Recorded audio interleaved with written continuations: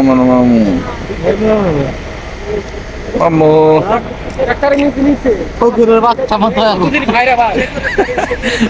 বাবু ফকিরের বাচ্চা মতো এত ঝুলানো। ঘুরছে।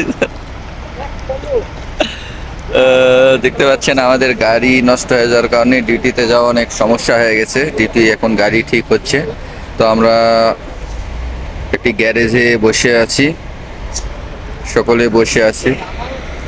এই যে দেখতে পাচ্ছেন, হঠাৎ করে আজকে একটি ভুলের কারণে আমাদের 2 থেকে 3 ঘন্টার মতো লস হয়ে গেল। ভুলটা হচ্ছিল আমাদের গাড়িতে হঠাৎ ভুলক্রমে ডিজেলের জায়গায় পেট্রোল ঢোকানো হয়ে গেছে।